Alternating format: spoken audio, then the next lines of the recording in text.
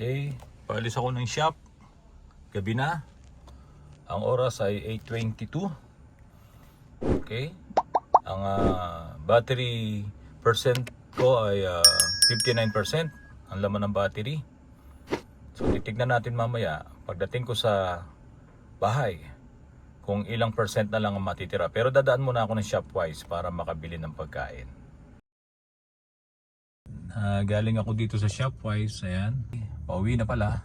58% po ang karga ng ating battery. Ito mga kapatid, nakikita nyo po, nasa white yung bar po na yun, ano? Kaya pupunta siya sa green. Pero pag inapakan ko yung accelerator, pupunta yan sa white. Ayun, no? Pag bitaw ko ng accelerator, kaya pupunta siya sa green. Ibig sabihin nun, gumagana yung regenerative braking system ng motor. So ngayon, puro pababa ako. Makita mo yung natin, yung view natin. Puro pababa yan. Hindi ako ngayon umuubos ng charge ng battery. So naka-green siya, nagkakarga ngayon yung baterya natin. So sa halip na mabawasan ngayon itong porsyento ng charge ng battery, hindi siya na mababawasan. So yan, 56% na nagre-regen yung ating motor, kinakargahan niya yung battery. So puro pababa kasi ito, tingnan niya mga kapatid, baba yan. Galing ako sa Antipolo sa taas, puro pababa na to. Hindi na ako umaapak sa accelerator. Tignan nyo, nasa green ngayon yung bar natin. So nagre-regen po ngayon yung ating battery. Pero tignan nyo po ito aapakan ko ngayon yung accelerator. Kapatid, tignan nyo, mapupunta sa puti. Yung bar na yun, magpuputi yan. Ayan, nagputi na siya. So the more na inaapakan ko ng todo to, ayan, tumataas yung bar, nagiging dalawa. Bitaw ko ngayon sa accelerator pedal, bumalik ulit siya sa green. Kasi pababa. So nagkakarga ngayon to. Makakatipid ka. Yan. Umapak ako, nag-white siya. Tapos pag bitaw ko, karga na naman. Hindi nga lang ganun kalakas yung charge ng battery.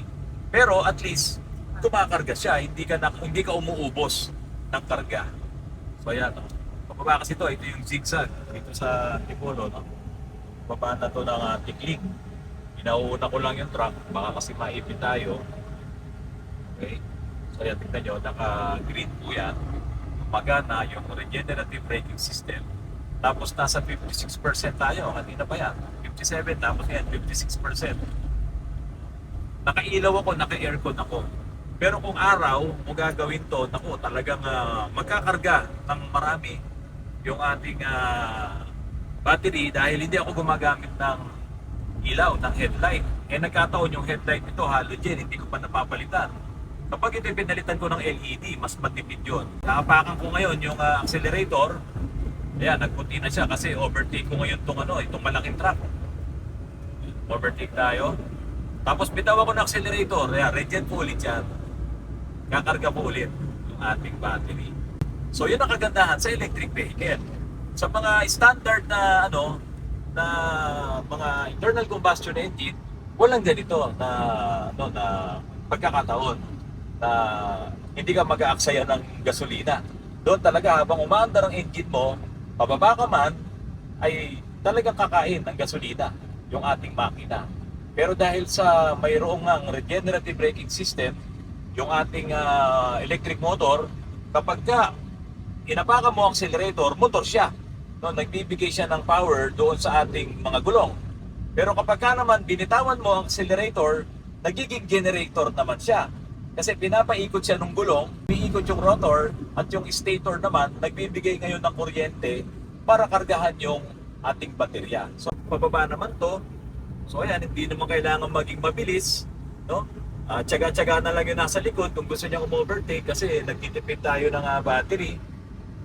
Nasa regen pa rin yan. So dapat nababawasan na yung charge ko dahil nga naka-aircon ako, naka-headlight ako, pero hindi nababawasan yung 56%. Kasi nga po, kumakarga yung ating battery. Dahil doon sa regenerative braking system na nagiging generator yung ating electric motor. Parating na ako ng tikling. Siyempre, kailangan ko nang umapak sa accelerator dito Tignan nyo po. Naapak na ako sa accelerator kasi wala nang pababa dito. Medyo paakyat pa nga ng konti itong sa tikling na to. Nasa 56% pa rin po yan. Sa kaya tignan nyo, nagti-3 bars na siya kasi nakaapak ako sa accelerator, medyo dinidiin ko. So kailangan ko ng additional na power, kaya po siya nag-reverse na puti. Pero yan, bumitaw ako sa sa accelerator, pumunta ulit siya sa green. Kakarga na naman siya. Di ba ang kulit lang? Lalabas, mag-discharge, paad na rin yung motor para umandar yung sasakyan. Tapos pagkakarga naman siya, may lalabas, may papasok, may lalabas, may papasok.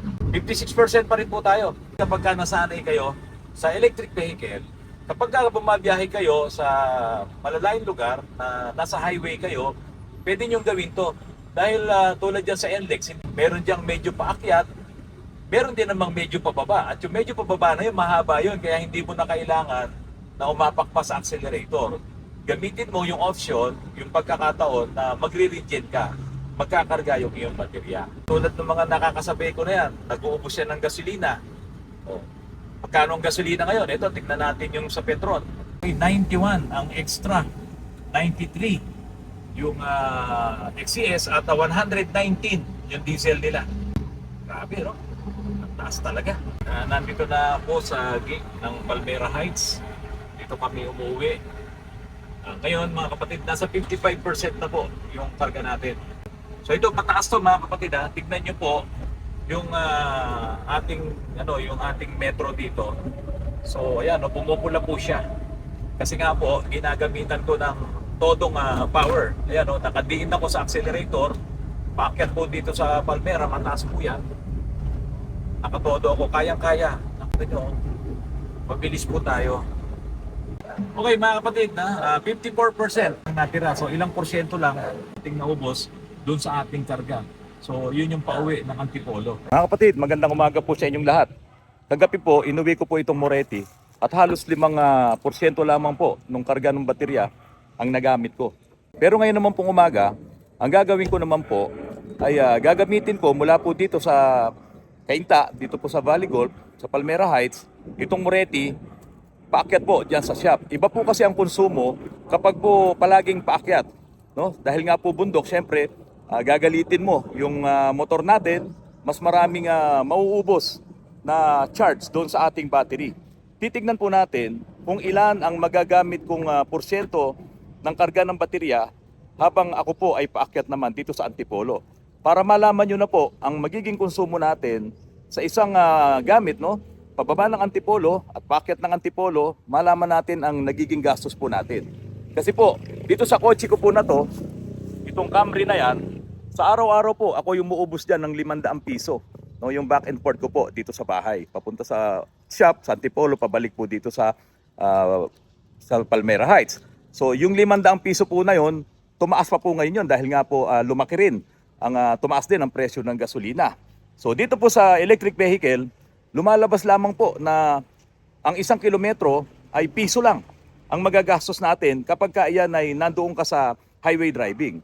Pero dahil nga ngayon ay paakyat tayo, titignan natin kung magkano ang magagastos natin kapag paakyat naman yung uphill driving dito po sa electric vehicle. Ngayon po, 54% yung ating charge sa ating battery. 858.8 km, ito pong trip natin, no? Yung tinakbo, dito tayo magsisimula. At titignan natin mamaya kung ilan ang ating natakbo, kung ilang kilometro mula po dito sa parking na to, sa Palmera Heights, hanggang sa makarating po ako, yan po sa Antipolo. Kapag maliit ang electric vehicle na tulad nito, magaan lang ang body nito, pero meron siyang range na 330 kilometers ang kaya niyang takbuhin, mas marami yung magagamit mong charge ng battery. Kasi the more na bumibigat ang isang electric vehicle, nagbibigay po yun ng load doon sa ating motor. At syempre, kailangan din niyang gumamit ng mas maraming charge ng battery. Kaya po itong Moretti, talagang ito po ang choice ko. Magaan ang body, napakasimple ng kanyang design na makakapaghatid sa akin mula sa bahay hanggang dyan sa aking trabaho. Sa araw-araw, ito ang gamit ko. Hindi pa ako gumagastos ng 500 pesos katulad doon sa gastos ko doon sa Camry, sa gasolina na nauubos ng Camry. Isang fully charged po, itong Moretti na to, itong Conserva na to, ito po ay mayroong 24 kilowatts na battery. No? 24 kilowatts na battery, tatakbo ng 330 kilometers na range na kanyang takbuhin. Ngayon, yung 24 kilowatts po na yon, kapag i-multiply natin sa 13.8 pesos per kilowatt hour, yun po ang singil ng Meralco, ay lumalabas lamang po ng 331 pesos ang ating magagastos sa Meralco kapag ito ay pinupully charge natin. Tingnan nyo mga kapatid, halos ang ratio nun is 1:1. 1 kilometer, 1 peso ang magagastos nyo. Sa ganitong klase ng EV kasi magaan lang, maliit lang, at hindi talaga kailangang galitin ng makina. Kung dalawa lang kami ng asawa ko, sakay nito sa araw-araw. Talagang napakalaking tipid po. So, ito yung sinasabi ko sa inyo. Ngayon, kung pagandahan talaga ang issue, syempre, bibili ako ng maganda, yung pinakamaganda, na kaya kong bilhin ng presyo, pero hindi ko po kaya. Napakamamahal po ng mga nagagandahan at naglalakihan na mga electric vehicles. Ang dahilan natin, kaya po tayo bibili ng electric vehicle para makatipid tayo sa konsumo ng gasolina at diesel, at ito kasi ay electric power ang gagamitin natin. Sa Meralco tayo magbabayad. Kung bibili rin lang kayo ng electric vehicle at pipiliin nyo yung mga magaganda, mabibigat, mahal, no? Siyempre kapag mabigat, malakas din sa gulong yan. Pagka malakas sa gulong, another gastos yan, maintenance yan. So baka hindi tayo makatipid. Pero kung gusto nyo pagandahan, marami kayong pera, walang problema. Bili nyo kung ano talaga yung napupusuan nyo na electric vehicle. Kanina po, nung umalis ako sa parking, 54% tayo. Ngayon 53% na. Paakyat na ako dito sa Tikling. Ayan, medyo paakyat yan. Talagang expect nyo na medyo malakas ang konsumo natin. Pero hindi katulad ng mga digasolinang sasakyan. Nandito na tayo sa Tikling. Ito na po ang simula ng paakyat. Papunta po dito sa Antipolo. At ngayon po ay nasa 52% na po yung ating battery. Ayan, 51 na. Katulad din po ng mga internal combustion engine. No? Ngayon, traffic. So, syempre, mabigat, no? Mabagal yung daloy ng trapiko at paakyat pa po ito. So ang nangyayari, kailangan kong umapak ng madiin at parang palagi ako nasa primera, kaya ang taas ng bars natin, no? Tatlo yan, no? O, ayan, pumupula pa. Ito nagpapakita na kumukonsumo ako ng karga ng baterya. Kaya yung porsyento ng ating baterya dito, ngayon ay nasa 51% na po tayo. Ganon din naman sa mga internal combustion engine. Kapag ikaw ay nakatraffic, marami rin yung mauubos mong gasolina or diesel. Dahil hindi ka naman umaabante, pero yung RPM mo mataas. Umalis po tayo sa parking doon sa Palmera Heights na 54%, ngayon nasa 50% na po tayo. Kagabi halos 5% ang nagamit ko, pababa, puro pababa kasi yan, medyo matipid yan. Pero ngayon napaakyat ako, 4% na yung naubos ko, nasa kalagitnaan pa lamang po ako, no? ng aking paglalakbay papunta doon sa aking shop. So ito, medyo puro pataas pa po ito, no? Dito sa Antipolo at yan sa Beverly, medyo pataas din po yan. Kaya talagang kukonsumo ng karga ng baterya yung ating electric vehicle. So ngayon 50% ang karga ko, kaya pa ditong tumakbo ng 166 kilometers, no? Malayo pa yun. Kaya kung ako ay tumatakbo araw-araw ng 20 kilometers lang o 24 kilometers a day dito sa aking trabaho, ako ay napakatipid nun. Mga kapatid, parang 24 pesos a day lang po ang nagagastos ko dito sa electric vehicle. Paakyat po ito, no? Medyo lalakasan ko ang apak sa aking accelerator para hindi tayo mabitin. Tignan niyo po itong truck, medyo hirap na po siya. Pero si electric vehicle ay kaya pa niyang overtaken to. Okay, so ganun po siya kalakas. Pero siyempre kung nagtitipid kayo mga kapatid, huwag niyong gawin yung ginawa ko. Pwedeng marahan lang din ng takbo kasi kayang-kaya naman po yan ng electric vehicle. Kaya nga po, sabi ko po sa inyo mga kapatid, kung bibili kayo ng electric vehicle para makatipid, pang negosyo, pang araw-araw, daily use talaga, na hindi mo naman kailangang ipagpasikat o ipagyabang ang iyong electric vehicle, ang bilhin mo yung maliit lang katulad nito, kasi ang 5 tao or 4 na tao, at hindi siya mabigat. The more na bibigat po kasi ang inyong electric vehicle, the more na malaki yung kanyang build, malakas din po yung kumusumo ng charge sa ating battery. Kaya being wise, maging wise tayo kung ang nais mo na magkaroon ng electric vehicle para makatipid ka, ngayon na may krisis sa gasolina at sa diesel, piliin mo na yung electric vehicle na talagang magbibigay sa'yo ng return of investment, yung katipiran. Na yung ginastos mong pambili sa kanya, makukuha mo yon habang araw-araw na ginagamit mo to. Tandaan nyo po, pag bumili kayo ng hulugan na sasakyan, hindi po yan kumikita, yung hulugan na yan. Taon-taon yan ay nababawasan, no, ng halos 80,000 pesos a year. Or sa pinakamaliit na, yung 60,000 pesos a year na nawawala dyan. Dahil hindi mo na yan maibebenta after 10 years kung magkano mo yan nabili. Ganun po bumabagsak ang presyo niyan. Walang bumabalik na pera sa'yo. Samantalang sa electric vehicle, kung piso lamang 1 kilometro o 2 piso 1 kilometro ang nauubos mo, no? Ang ibinabayad mo sa Meralco, ay napakalaking katipiran nun. Yun yung sinasabi natin na investment, return of investment kapag ikaw ay naka-electric vehicle na matipid, no? Electric vehicle na mura lang, electric vehicle na kapaki-pakinabang po para sa inyo. Bago tumaas ng 87.20 ang gasolina, dito ako nagkakarga. Nung Monday, ang presyo ng gasolina po dito ay 77 or 70 pesos lang nung Monday. Ngayon ay tumaas ng 17 pesos yung regular na gasoline. So ngayon, hindi ko kailangan magkarga rito sa refill dahil ako po ay naka-electric na. So hindi ko na ngayon may experience yung 500 pesos per day na konsumo ng aking kotse. No? Makakatipid na ako ngayon sa aking electric vehicles. Mga kapatid, narito na po tayo, malapit na tayo sa shop. Pagpupunta po kayo sa Autorans, ito yung Holy Spirit Integrated School.